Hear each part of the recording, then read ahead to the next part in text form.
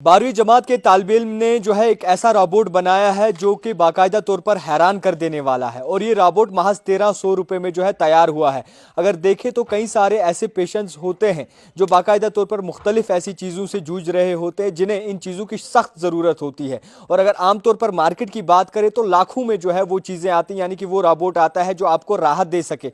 मगर हाजिक हसैन अहंगर ने जो है बाकायदा तौर पर एक मिसाल कायम की है और इस तरीके से जो है ये रोबोट सामने निकल कर आया है जैसे कि आप ये मान लीजिए कि इतिहास रच दिया हो। क्योंकि इनका कहना है कि महज 1300 रुपये में जो है इन्होंने ये रोबोट बनाया है और तमाम उस पैरालाइज जितने भी पेशेंट्स हैं उनके लिए एक राहत का काम कर सकता है। हमारे साथ मौजूद है, आपका बहुत शुक्रिया वक्त देने के लिए। हाजिक, आपसे जानना चाहेंगे 12वीं जमात के तालिब इल्म है तो ना कोई स्टडी थी खास और ना कोई बाकायदा तौर पर हायर लेवल तक आप गए थे, तो किस तरीके से ये दिमाग में आया आपके?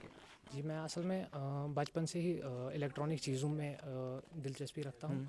और फिर मैंने 2020-2021 में रोबोटिक्स जो है और मैकेट्रॉनिक्स के बारे में देखा था। तो मैंने देखा था कि एंड इट वाज अमेजिंग कि ये क्या कर सकता है रोबोटिक्स। सो मैंने देखा कि इससे हम सोसाइटी के लिए बहुत कुछ कर सकते हैं और आम लोगों के लिए। सो मैंने सोचा कि मैं खुद के लिए तो बहुत DIY प्रोजेक्ट्स बनाता हूँ, क्यों ना सोसाइटी के लिए एक बनाया जाए। सो फिर मैंने देखा रोबोटिक आर्म, लेकिन फिर मेरे दिमाग में आया कि जो रोबोटिक आर्म है वो 10-15 साल से यूज़ हो रहे हैं, लेकिन मैंने रियलिटी में किसी के पास बायोनिक आर्म देखी नहीं है। सो इसका जो मेन रीज़न है वो था कि इसका कॉस्ट। ये जो बायोनिक आर्म है, ये फुली एडवांस्ड बायोनिक आर्म जो होती है वो यूरोपियन कंट्रीज़ में लगभग 25 से 70 लाख तक तैयार होती है।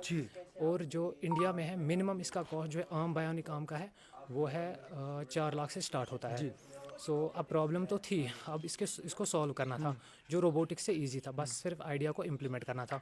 और फिर मैंने इसी पे काम करना शुरू किया। फिर 2020-21 में मैंने एक रोबोटिक आर्म बनाई भी थी, लेकिन वो अनसक्सेसफुल हुई थी क्योंकि लेस नॉलेज की वजह से। सो मैंने क्या किया, फिर और नॉलेज पे काम किया और फिर धीरे धीरे करके और रोबोटिक जो सेंसर है इसके उस पर काम किया। और फिर जो प्रोडक्ट है, एक अच्छा प्रोडक्ट बनाने के लिए फिर उन दिनों एक टीवी शो आया था।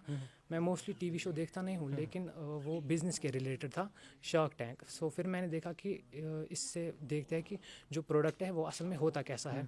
फिर उससे मैंने दो कंक्लूजन निकाले कि जो रोबोटिक आर्म है इससे मुझे लाइट वेट बनाना है सबसे पहला, और दूसरा इजी टू यूज़, ताकि इसे हर कोई लगा सके और यूज़ कर सके।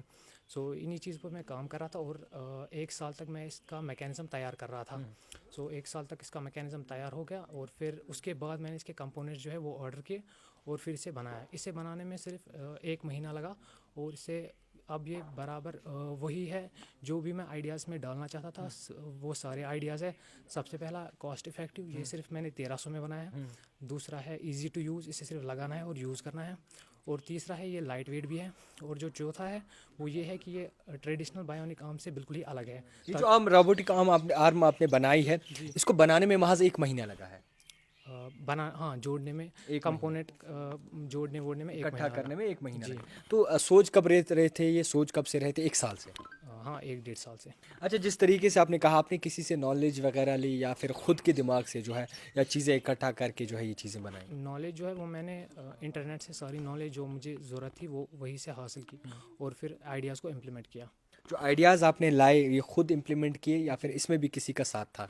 जी नहीं, इसमें किसी का साथ नहीं है। अच्छा, आपसे ये भी जानेंगे हाजिक, आगे आप क्या करना चाहते हैं? 12वीं जमात जी। में पढ़ रहे हैं आप, जी। फिलहाल आगे क्या पढ़ाई में रुझान रखते हैं? पढ़ाई में रुझान तो बहुत है, लेकिन जो मेरा मेन गोल है अभी वो है कि जो कश्मीर है वो अगर आप देखें तो जो रोबोटिक या टेक है उसमें बहुत पीछे है। अगर आप मुझसे बोले तो कश्मीर जो है वो लगभग बाकी दुनिया से 100 साल पीछे है रोबोटिक्स में। बिल्कुल। तो इसीलिए इसी चीज़ को ख़त्म करने के लिए, क्योंकि यहाँ पे जो है वो टूरिज़्म से ही ज़्यादा चलता है, मैं इसे एक टेक्निकल हब बनाना चाहता हूँ ताकि लोग यहाँ सिर्फ टूरिज़्म के लिए ही ना आए बल्कि टेक के रिलेटेड भी आए, क्योंकि यहाँ के लोगों के पास नॉलेज बहुत है लेकिन आइडियाज़ को इम्प्लीमेंट करना बहुत ही मुश्किल है, इसीलिए। आपने वहाँ से 1300 रुपये में बनाया है? जी। 1300? जी। जिसके पार्ट्स वगैरह हैं वो कहाँ से ऑर्डर करवाए थे? वो ऑनलाइन बाहर से। जी जी। तो जी। कुछ ऐसे पार्ट्स भी होंगे इसमें लगे हुए जो कि आपने खुद लगाए होंगे, जो नज़दीक होते हैं, जो आपकी आंखों के सामने होते हैं, जो घरेलू में यूज़ होते हैं घर की चीज़ों में? कुछ जी, ऐसे जैसे कि आप पार्ट्स? देखिए ये PVC पाइप है, इसमें फिंगर्स उसी से बने बिल्कुल। हैं। और ये जो है ये फिशिंग जो वो होती है लाइन, वायर ये वही है, ये इलास्टिक है जी जी जी। बस। और ये भी पीवीसी पाइप ही है। तो आखिर में आपसे समझना चाहेंगे कि जितने भी देखने वाले हैं, आपका सपना अब क्या है, शार्क टैंक में जाने का या फिर ये प्रोडक्ट दिखाने का? जी शार्क टैंक में जाने का तो कोई सपना नहीं है, बस ये जो प्रोडक्ट है इसे आम लोगों तक पहुंचाना है बिल्कुल। और बाकी ऐसे इनोवेटिव प्रोजेक्ट्स बनाने का। तो ये जो पेशेंट्स हैं, जो पैरालिसिस पेशेंट जितने भी हैं, आपको लगता है उनको आसानी दे सकता है? जी बिल्कुल। आप प्लीज़ करके दिखाइए एक बार। ये कुछ इस तरीके से यूज़ होता है, इसमें जी। दो स्विच है, सबसे पहला यहाँ पे और दूसरा यहाँ पे। और ये है, ये चार्ज वगैरह? ये रिचार्जेबल है। अगर आप देखिए इसमें दो पोर्ट है, ये चार्जिंग इंडिकेटर है, इससे ये बैटरी चार्ज होती है। सबसे पहला ये बैटरी पैक है और इसके अंदर जो है वो नोकिया जो कीपैड वाले फ़ोन है उसकी बैटरी है। और ये है इसका कंट्रोलर, ठीक ठीक। ये इसमें स्विच है। जी जी। सो अब मैं इसको यूज़ करके दिखाता हूँ। एक सेकंड में बताऊँ। सो यहाँ पे इसका स्विच ऑन करना है और फिर कुछ इस तरीके से इसे हम rotate सेंसर भी पे कर काम सकते हैं। जी, गायरोस्कोपिक एक हिसाब से, जैसे कि फ़ोन में होता है। और अगर इसे रोटेट करना हो कुछ इस तरीके से। अथॉरिटीज़ की जानिब से आपको फ़ोन कॉल्स आए, किसी की जानिब से अप्रोच किया गया अभी? जी नहीं, अभी तक नहीं, अभी सिर्फ न्यूज़ चैनल वालों ने अप्रोच किया है। खैर, उम्मीद करते हैं कि आप आगे भी ऐसा काम करते रहें। हाज़िक ने जिस तरीके से ये करके दिखाया है, इन्हें बढ़ावा देना चाहिए, अथॉरिटीज़ को भी चाहिए और हायर अथॉरिटीज़ इंतज़ामिया को भी चाहिए कि इन्हें एक सपोर्ट देना चाहिए और इसी तरीके से जो है फेलिसिटेट करना चाहिए, ताकि आगे भी इसी तरीके से ये कारनामे करते रहें और राहत की सांस जो है तमाम पेशेंट्स को दे सकें और कश्मीर में टूरिज़्म को छोड़ के बाकी चीज़ों के बारे में भी जो है जाना जाए। आपको मुबारकबाद है, उम्मीद करते हैं कि आप इसी तरीके से आगे बढ़े। देखते रहिए the type writer Javed Khan के साथ।